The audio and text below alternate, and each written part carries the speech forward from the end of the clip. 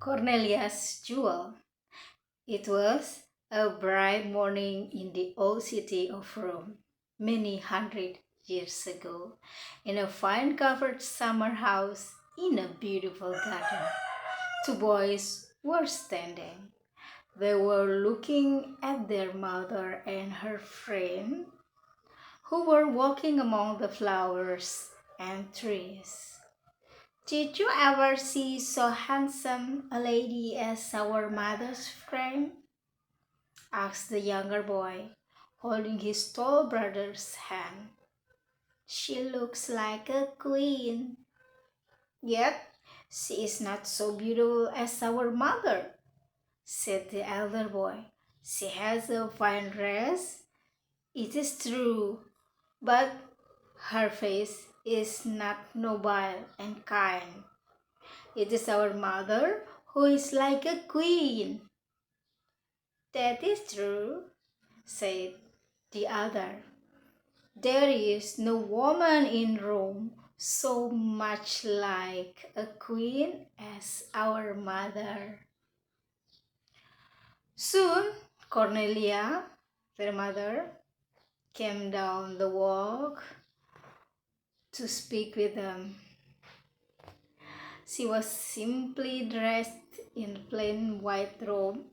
Her arms and feet were bare, as was the custom in those days, and no rings nor chains glittered about her hands and necks.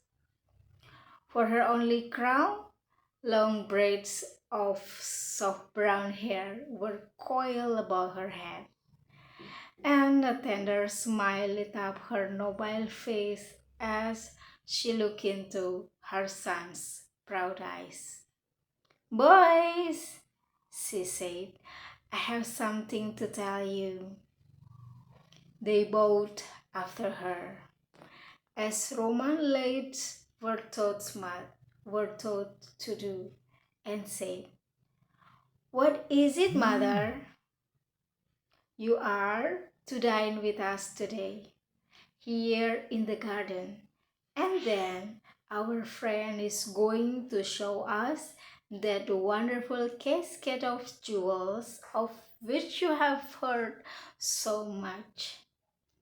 The brothers looked shyly at their mother's friend. Was it possible that she had still other rings beside those on her fingers? Could she have other gems beside those which sparkle in the chains about her neck? When the simple outdoor meal was over, a servant brought the casket from the house. The lady opened it. Ah, how those jewels dazzle in the eyes of the wondering boys.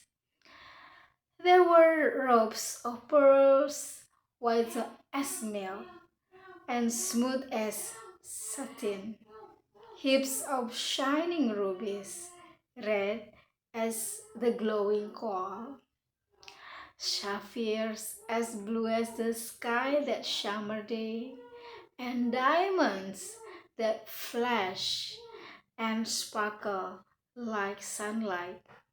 The brothers looked long at the gems. Ah, whispered the younger, if our mother could only have such beautiful things.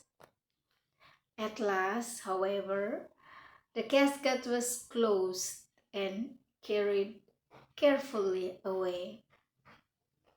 Is it true, Cornelia, that you have no jewels? Asked the friends. Is it true? As I have heard it whispered that you are poor. No, I'm not poor, said Cornelia, and as she spoke, she drew her two boys to her side. For here, my jewels, they are worth more than all your gems. I'm sure that the boys never forgot their mother's pride and love and care. And in after years, when they had become great men in Rome, they often thought of this scene in the garden. And the world still likes to hear the story of Cornelia's jewel. Thank you.